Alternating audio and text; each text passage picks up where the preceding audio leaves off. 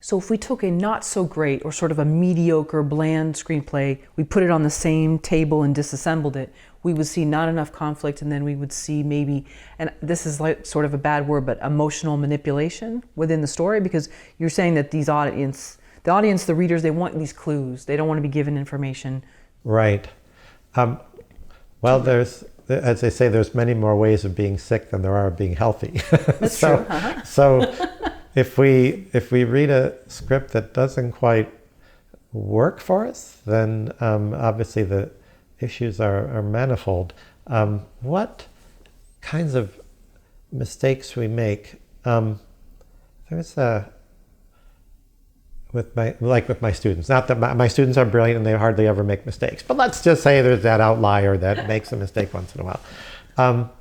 There's a tendency, in no particular order, the things that I see, and I see it in feature films too that don't quite work. There tends to be a misunderstanding of, in the scheme that I'm talking about, what does it mean to have the end of the second act? You'll see it there. It's drummed into a lot of them that this is the low point, or some kind of all is lost moment, or everything's hopeless and everything has to get really, really bad. And it's not necessarily so. It depends on what your story actually is. The end of the second act is where the question is answered, but the third act is really, it's resolved, but preferably in a way that is turns the story into something deeper. It's Milos Forman said, when I studied with Milos Forman at Columbia days, and he put it this way. He said, in a standard classic feature with drama, the audience has got usually two possibilities. The person gets it or they don't. So let's say it's hypothesis A or hypothesis B. We hope for hypothesis A. We are afraid it's going to be hypothesis B. But the audience isn't satisfied if the third act is either A or B. It's got to be C. It's got to be something that transforms the way in which we're aware of what a deeper meaning to the story. And that's what really the function of the third act is. We often feel like, okay, the main character doesn't, in the classic formulation that I think most people go by when they're trying to write a script, the character wants, I'm going back to, I don't have sex on my mind, but wants the girl, let's just say. It's easy. Let's say, all right, a bank, they want to make money, let's say.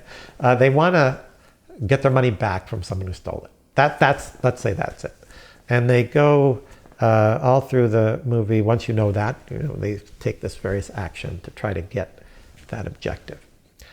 Then the idea would be, at the end of the second act, it doesn't look like they're ever going to get it. Okay? Oh, it's impossible. All odds are against them. But in the third act, they manage to get it. Okay? That's a classical formulation. But there's other ways of seeing it that can be very powerful. And I try to encourage my students to examine those when they're looking at a story, when they're coming up with it. What happens if they get it at the end of the second act, but it isn't what they thought it was? Or they paid a price on it, or the price was too big, or they did it, but in the process damaged someone so deeply that now they have to deal with the consequences of what they did. Those are ways of really turning a story and examining the theme and making it powerful. Like examples from the book and the analyses that I do are, in Toy Story, it's about this guy who wants to maintain his position at the top. That's what it's about. And the question is, A, he maintains it or gets it back, or B, he never gets it back. That's how it's presented. But at the end of the second act, what happens? Well, it isn't a question of that anymore. He gives up and recognizes that he becomes selfless. And then the two team up. The question isn't answered A or B, it becomes C. Well, we're going to accept whatever the outcome is but we're going to help each other. So you wind up with this really uplifting ending. And you also, when you do this, when you open yourself up to that possibility, you can actually reverse the tension in a way. The typical feeling is, I love this character. Let's look at the tennis court. I love that character, and they're in deep trouble, and I want them to win. But there are times when the character wants something you don't want them to want. You don't want them to get. And that tension is perfectly valid. And we see, like, go back to the classic The Apartment, where the main character wants to climb his way to the top. But that's not what we ultimately want for him.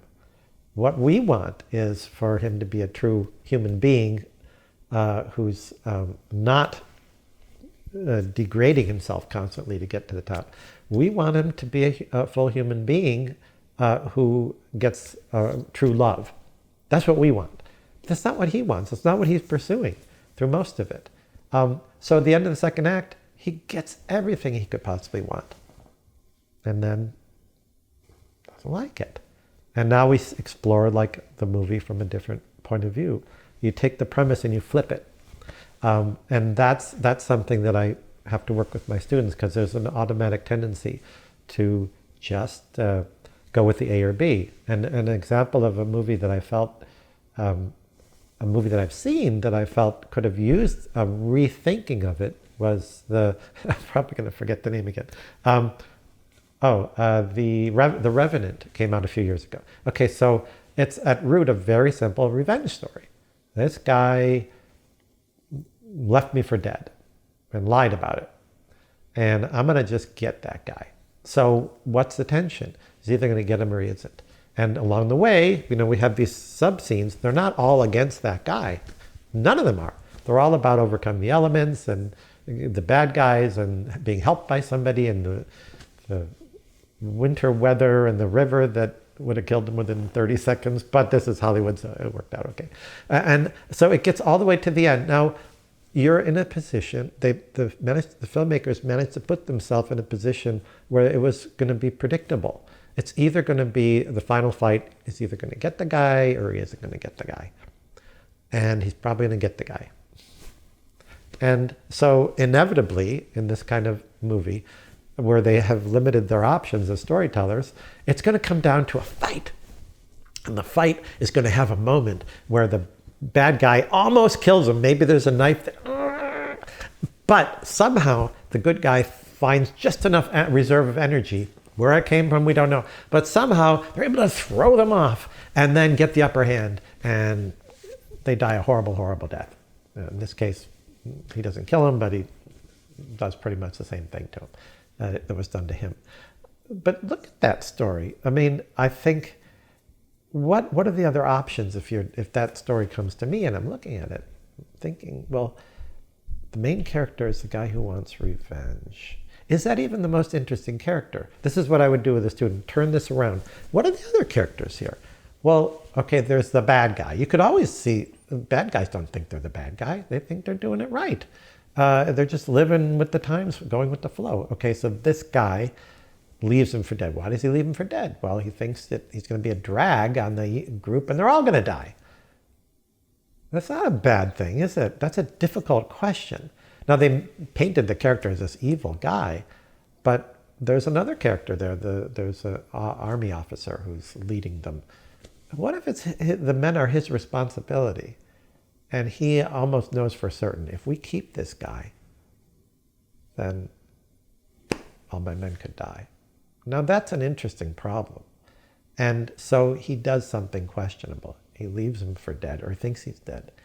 And then he finds out the guy's alive. And that, to me, is a more interesting dilemma. And the third act could be the confrontation between them, or it could be something more interesting. It's not just going to be A or B. It's going to be, how do I redeem myself? How would I get this person to understand I didn't do it? What are the issues? It becomes a lot richer of a story. And you could probably still get a go in the river, the frozen river, and you could probably still have that stuff. But you're not locked into something that's just A or B. That's what I see when you're talking about a script that doesn't quite work. A lot of good things in it, but you're kind of left with, okay, well, let's go home. It doesn't lead me away. The thing in terms of story development, when I work with students, there is this notion that occurred to me. It reminds me of there's this old Zen saying. So we can be a little bit Zen here, just for short bit of time. But there's a saying that to a beginning student, the rivers are rivers and the mountains are mountains, right? But to an intermediate student, the rivers are no longer rivers, the mountains are no longer mountains.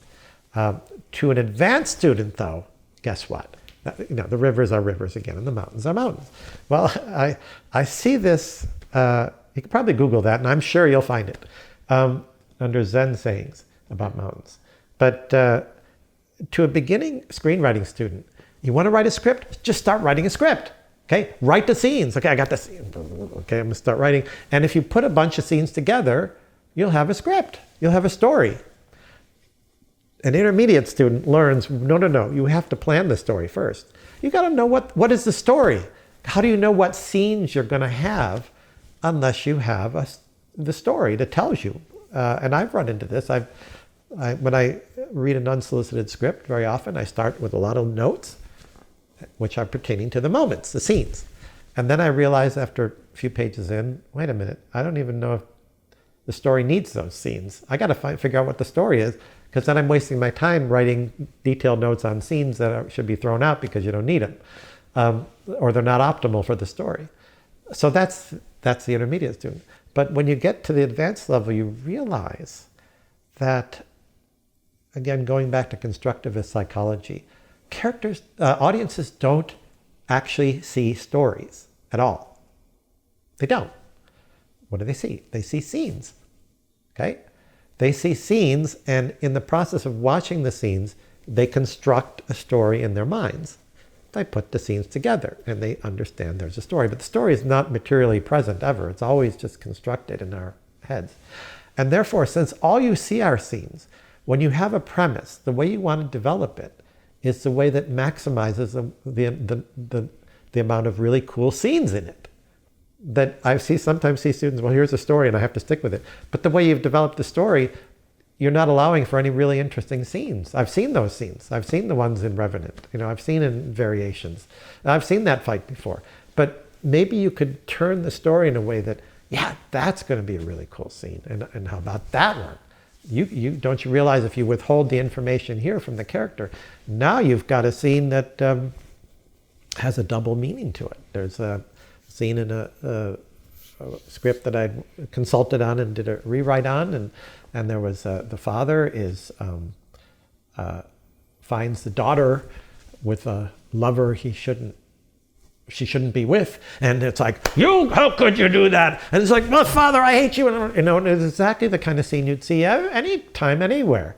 But the way I redid it was that the lovers are together, and they see the father coming, and the daughter hides, and the father sees the guy, and he's really in a tough mood. He's struggling with his career, and he sits down with the guy, with the daughter right there, and he's talking about his relationship with his daughter and how he doesn't understand her, and he wants everything is really rich now, because we know that the daughter is hiding there, and that's a really cool scene. Let's do that scene. Let's put that scene in rather than one that we've seen a million times. And it's all it can come down to how you choose to develop it. So scripts that don't quite work, I've seen that pattern with the third act. I've seen choices made in terms of developing them that don't fit, that don't maximize the possibilities that are present there. There's the question of, which we have not talked about, of dialogue. What dialogue is